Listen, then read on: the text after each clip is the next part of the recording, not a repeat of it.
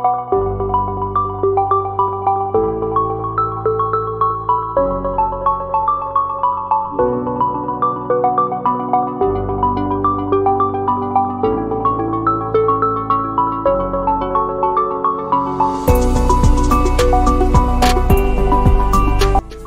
students, welcome to the course Chemistry, and this is lecture number 27. The code for this particular course is CH101 for the odd semester and CH201 for the even semester. Now this is G. Chakraborty from the Department of Chemistry, and you are watching this lecture on corrosion. That is lecture number 27, corrosion part 1. Now as you know that this is lecture number 27, that means we have already completed 26 lectures, out of which we have completed 3 diverse modules, and this is the 4th module that we are working on, right? The first module was module 1, that is inorganic chemistry, and in that particular part we had 8 lectures. Now these 8 lectures were further subdivided into 2 parts, that is 4 for the atomic structure and 4 for the periodic table. Okay, so in the atomic structure we have seen the various details that are present for an atom, right? And how the atoms are constituted, how these atoms are formed, what are the different theories regarding the formation of atoms, what about stability of atoms, different experiments, different observations, different inferences we people have seen in the atomic structure chapter, right? Also we have seen what is quantum number, how the electrons get filled inside an atom. That clearly we people have seen in that particular lecture, right? Now after this 1 to 4 lectures for the atomic structure, we came to the periodic table, that is lecture number 5 to 8, and in those lectures we people have seen that what a periodic table basically is, how it was formed, who were the main pillars behind the formation of the periodic table from centuries ago, and how we have come across the modern periodic table, that is a mostly periodic table. Okay, now we have seen what are groups, what are periods, what are periodic laws, how the elements were discovered, and how many different blocks are there, and accordingly we have seen the periodic properties, that is periodicity, that atomic structure, atomic radius, ionization enthalpy, electron affinity, oxidation states, how they vary as we move from different part to different part in the periodic table. Okay, now after this thing, the inorganic chemistry module, that is module 1 ended and module 2 started. Now in module 2, again there were 8 lectures, but here the distribution was not 4 plus 4, rather the distribution was 6 plus 2. Okay, but this is physical chemistry. And for the first 6 lectures, we have seen the combination of electrochemistry and thermodynamics, that is use of free energy in chemical equilibria. And along with that, we people have seen 2 lectures for the real gases, right? Now in the thermodynamics part, we have seen what are the basic aspects of thermodynamics. And in the electrochemistry part, we have seen how the potentials of cells can be determined, right? After that, we have seen what is real gas, right? Why real gases are existing, what is ideal gas, what is deviation from ideal gas behavior, why it was necessary. All these things we have seen in that particular lecture, right? With this, the physical chemistry module, that is module 2 ended, and we completed 8 plus 8, 16 lectures. Okay, now this was further followed by module 3, which is inorganic chemistry, containing again 8 lectures, 4 for stereochemistry, 4 for organic reactions. Now in the stereochemistry part, we people have seen what are the basic aspects of the configurations and conformations of molecules. We have seen isomerism, we have seen different types of enantiomers, diastereomers, and so on. And in the reaction part, which is the most important part of organic chemistry, we people have seen what are electronic properties, and what is resonance, what is hyperconjugation, what are the trends they are following, what is inductive effect, electromagnetic effect. And we have seen in the reaction part the substitution reactions, SN1 and SN2, elimination reactions, addition, as well as oxidation and reduction reactions. Now all this was passed because this is completed, right? And this ended up to 24, but I have told you that this is lecture number 27. So now we are inside the 4th module, that is module 4, that is industrial chemistry. Now this particular module is divided into 4 halves. First one being water, second one being corrosion, third one being polymers, and the 4th one is the drugs part, right? Now water was for 25 and 26 number lecture. Now we are doing corrosion in this lecture. This is corrosion part 1. Welcome to the lecture for corrosion, right? This is part 1, and next we'll be having part 2 for this particular corrosion. Okay, so it was a brief history about what we have done in this particular module and this particular course. Let us move to the next slide. As you can see, this is corrosion part 1. So welcome again to this particular lecture of corrosion, right? Now, as you people can see, the lecture highlights contain several things like corrosion definition, corrosion in the presence of acid, dry or chemical corrosion, wet or electrochemical corrosion, difference between dry and wet corrosion, and the different types of corrosion. These are the highlights of this particular lecture that we'll be doing here in this particular lecture, that is corrosion part 1. Okay, let us go to the next slide. Okay, now as you can see, this is the basic definition of corrosion. Let us read out first what is written and then we'll go for some explanation, right? So corrosion is the continuous deterioration of metals at its surface due to unwanted chemical or electrochemical interaction of metals with its environment. For example, rusting of iron. Now see, rusting of iron is one of the major examples of corrosion, but here two different words are coming up. Okay, what is rusting and what is corrosion? Many people think that rusting is corrosion, corrosion is rusting, but it is not like that. Okay, these are two diverse phenomena, but yes, they are having some relation between them. So before we go to that particular relation, let us see the definition again and try to understand that what the definition says actually. So corrosion is continuous deterioration. Suppose on your hand some acid falls down, okay, and that particular acid is corrosive in nature, so you are having some problem and the upper layer of your arm has just what I can say, vanished or teared up. What is this particular thing? This is accident, right? If this particular same thing happens to an iron rod or any of the metal, say aluminium, say gold, say copper, then it will be corrosion. The phenomena will be called corrosion. Why? Because just like the acid has deteriorated your skin, the surface of the metal will be deteriorated, right?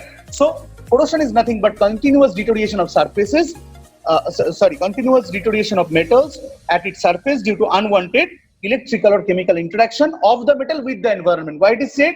Because if you leave aluminium or copper, right, a simple strip of copper metal just in environment, what will happen? It will have some black patch, right? Or it will have some green patch, or it will have some white patch.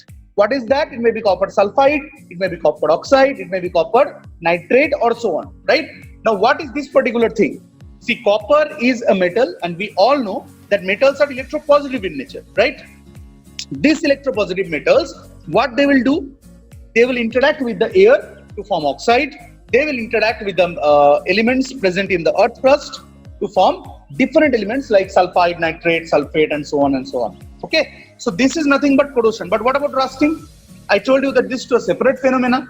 It is not separate, but rusting is a part of corrosion. Okay, if the same thing happens with none of the other metals but iron, then the process is called rusting. Okay, so rusting what is applicable only for iron, whereas corrosion what is applicable for all the elements that are present in the periodic tables, preferably metals. Okay, because non-metals do not corrode. Okay, right? So let us move further.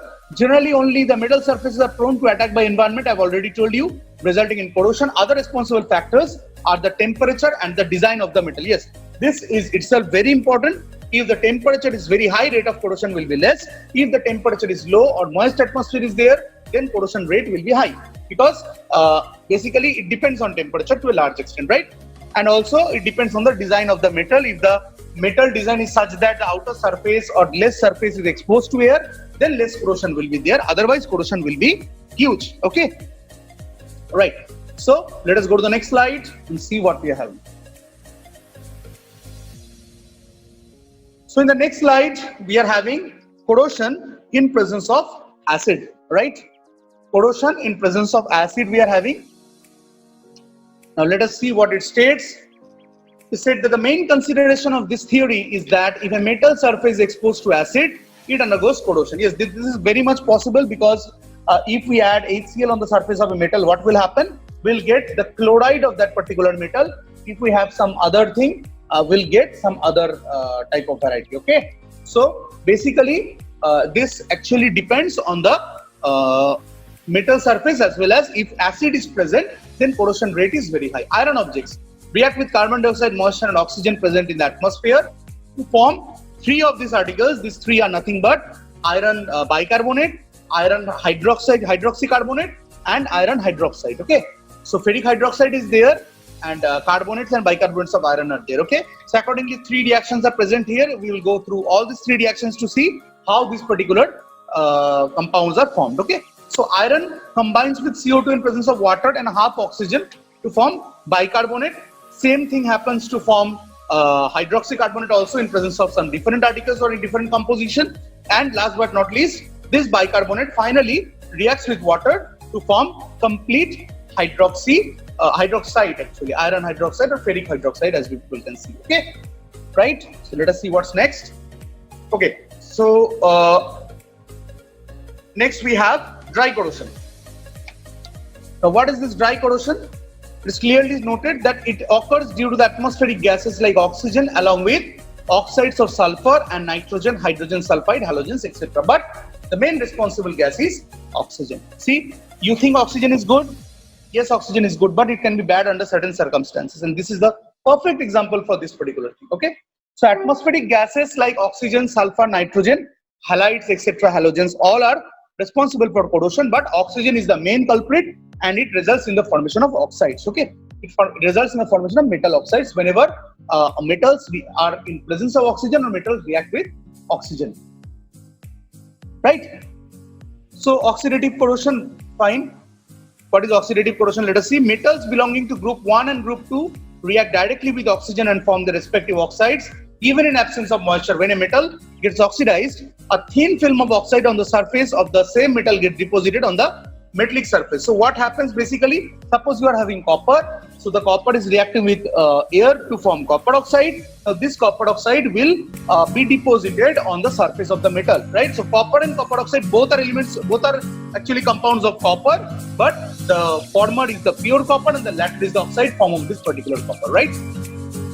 Once this film is deposited, the metal will not be corroded further until diffusion of oxygen occurs on the metal across the layer. See, so you cannot say that corrosion is always bad. Okay, it may happen that the layer will protect the copper from further degradation or something, right? So once this layer is there, then what will happen? No further corrosion will occur. The peeling bedworth rule is very important in this regard. So this is a rule regarding corrosion. The stable oxides of lead, this plumbum, aluminium and tin inhibit further corrosion. If the metal oxide is porous in nature, entire metal will get corroded since the atmospheric gases can pass through the pore. This is very, very important point. So if our metal is solid, there is low chance of corrosion, but if our metal is hollow or if our metal has some pores inside it, then what will happen? The air will flow to the inside and the whole, the bulk as well as the surface, whole of the metal will undergo corrosion. Porous oxide layer is formed by alkali and alkaline earth metals. Molybdenum oxide is volatile and hence accelerates corrosion. Gold, silver, platinum generally form unstable oxides and decompose to prevent further corrosion. Okay, so this was all about the dry or chemical corrosion. Now we will see some more points about the dry corrosion. The corrosion by chloride, sulfate and all. So gases like this and oxides of nitrogen reacts with metals in absence of oxygen. Silver and chloride forms AgCl, protective layer. Tin and chloride forms SnCl2, again a protective layer. Okay, and once this layer is formed, the total thing will be prevented. This corrosion will be prevented. Only it is a one-time process. Okay, this will go for one time only. Liquid metal corrosion, sometime on parting molten metals through pipes, it results in corrosion. Liquid mercury, for example, dissolves several metals, right? So mercury, whenever you will pass mercury from a certain pipe, what will happen? Amalgam will be formed. You know that here in this COVID situation, what happens? This particular thing, sodium hypochlorite, right? Whenever sodium hypochlorite is going inside any pipe, the pipe is getting corroded. Why? Because it contains sodium hypochlorite is basically formed from NaOH, and whenever the pipes react with NaOH, the metal hydroxides will be formed. So the pipes in turn will be corroded, right? So let us move further. This was all about the dry and electrochemical corrosion. Next we are having wet or again I am saying dry and chemical corrosion, and next we are having wet or electrochemical theory of corrosion. If the surroundings are wet, then what will happen? Corrosion will occur. Now, if a metal and a conducting liquid are in contact with two different metals are immersed in the solution, then this type of corrosion will occur. Again, let us read this again. If a metal and a conducting liquid are in contact, so metal and the liquid, right? If both are together, then what will happen? This type of corrosion will occur. Now that liquid can be water also. Wet corrosion theory states that galvanic cells are established at the surface of metals in which one part acts as anode and the other part acts as cathode. Now, this is a beautiful phenomena. You have already come across electrochemistry. You know what is electrochemistry. You know how electrochemical cells are set up, and that's why this particular theory is called the electrochemical theory. Why? Because if two metals are there, depending on the reduction potential, one will be oxidized, the other will be reduced, right? Now, whoever will be oxidized, that particular metal strip or metal will be corroded, right? And the other will suffer from deposition. If the air contains moisture, then moisture serves as electrolyte. As usual, oxidation will occur at anode and reduction will occur at cathode, okay? Metallic surface between anode and cathode is corroded. If rusting of iron is taken for an example of corrosion, then it can be expressed in two ways. Fine, what are the ways? Evolution of hydrogen and absorption of oxygen. So either hydrogen will be evoluted or oxygen will be absorbed in this particular process, right? Now let us see how the reactions happen. This is the half cell reaction. Anode will suffer from oxidation of metal as predicted. So basically we are using the example of rusting here. So what we can see, so iron is giving out 2 electrons, it is becoming Fe2 plus, and hydrogen is picking that electron to form H2O. Okay. Now what will happen? 3 type of things will be formed. One is H2, another is OH minus, third one is FeOH whole twice. So basically the main product will be FeOH whole twice, but this is not the end of the reaction because ferrous hydroxide is not stable. It will be converted to ferric hydroxide further. Okay. The same thing we can happen. This is the iron metal and this is the water droplet. Here people can see, right? So what is happening? Corrosion is occurring and FeOH whole twice is getting formed. Right now, this is not the complete form. After that, it will be converted slowly to FeOH whole thrice. Right now, this is the way of corrosion. You can see how the elements or species looks whenever it gets corroded. Basically, how it looks whenever iron gets corroded. Okay. So this was all about electrochemical theory of corrosion. Let us see the differences between the wet corrosion and the dry corrosion, right? And if you go for the dry corrosion, we can see it occurs if moisture is absent, and wet corrosion will occur if moisture is present, right? Again, dry corrosion, here the metal surface is attacked directly by the attacking species, and we'll see that in wet corrosion it will form by electrochemical cells, right? So dry corrosion, direct attack takes place. Wet corrosion, electrochemical cells react. Okay. Now, third point says that it is explained by absorption mechanism, and wet corrosion can be explained by electrochemical mechanism. Again, dry corrosion will be very slow, wet corrosion will be very fast, right? Why? Because solid reacts much less than compared to liquid. Okay, that's why. The fifth point in turn says that corrosion products are generally formed at place of corrosion. Corrosion products will be formed at anode and cathode. You know this very well because it is electrochemical corrosion, right? Both homogeneous and heterogeneous surfaces are affected equally, and only heterogeneous surfaces will be affected. Homogeneous surfaces will not be affected. Why we are saying so? We are saying this because this electrochemical corrosion will result only if there is change in reduction potential between the anode and the cathode. Okay. In case of homogeneous substances, both are same, so anode and the potential is same, so no electrode will work and no cell will be formed, right? Point number 7 says uniform corrosion occurs throughout the surface of metal, and here uniform corrosion does not occur throughout the surface of metal. So how uniform corrosion will happen? It is quite simple, right? It is quite simple. Only corrosion will happen at the anode. Okay, let's see what next. So this is probably the last slide of this particular lecture, where the types of corrosion are listed below, and here we can see that the different type of corrosion are based on reaction and physical states. They can be either physically or chemically, right? This corrosion happens. Okay. Now galvanic corrosion is there. What is galvanic corrosion? It is nothing but the formation of cells, galvanic cells. If corrosion happens by formation of galvanic cells, then the process is nothing but galvanic corrosion. Okay. What about pitting corrosion? If pit forms due to corrosion, then it is pitting corrosion. Similarly, we have stress corrosion, crevice corrosion, erosion corrosion. What is erosion corrosion? You know what is soil erosion? Whenever there is huge rain, the upper layer of the soil flows down to the rivers or the nearby water bodies. That is called soil erosion. So if the same thing happens for metal, then the process will be called metal erosion. Again, soil corrosion. If something is kept on soil, what will happen? It will react with the chemical species present inside soil. Also, it will react with the moisture that is present in soil. So that will result in corrosion, which is called soil corrosion. If microbial action, you know, microbes result in different type of chemical reactions. So if that occurs, if any different type of chemical reactions happens due to microbes, then the process will be microbial corrosion. Okay, then we have waterline corrosion. If water flows continuously from a pipe for multiple years, then this type of corrosion may happen. Different aerial corrosion. Aerial corrosion means this corrosion happens whenever something is in presence of air. And intercalendar corrosion is the final part, which is corrosion which actually is formed in the form of grains, right? So if this type of corrosion is formed, then it is called granular corrosion, right? Okay, so this was all about our lecture for corrosion. Now let us recapitulate what we people have learned in this particular lecture. So our slide started from the definition of corrosion, where we have seen that corrosion is nothing but deterioration of some surfaces, and we have seen what is the basic difference between corrosion and rusting, that we people have seen, right?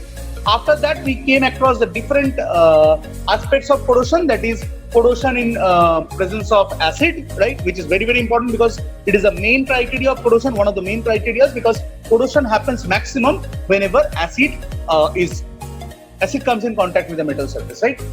This was followed by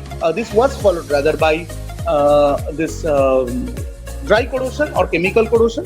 Now there we have seen how dry surfaces react in presence of air, how it reacts with different gases, okay, and corrosion happens, that we people have seen. After that, we have come across wet corrosion or electrochemical corrosion. Now this was a beautiful journey of electrochemical corrosion because we have seen electrochemistry, we know very well how electrochemical cells are set up. So we have seen that whenever two metals are in contact with each other, then what will happen? One of them will act as anode and the other of them will act as cathode.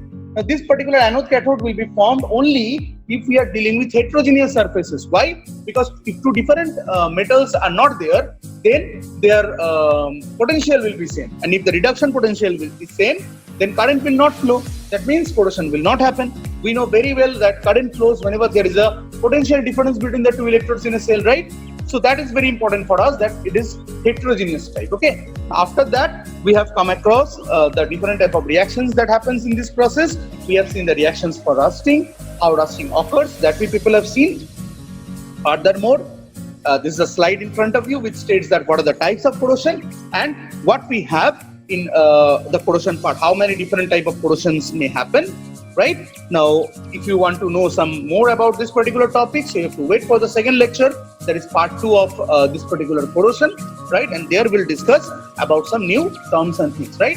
So till then, just study corrosion and keep your metal surfaces away from acid, protect them, and just stay safe and read about corrosion. Okay, so thank you so much. We'll meet in the next lecture. Thank you.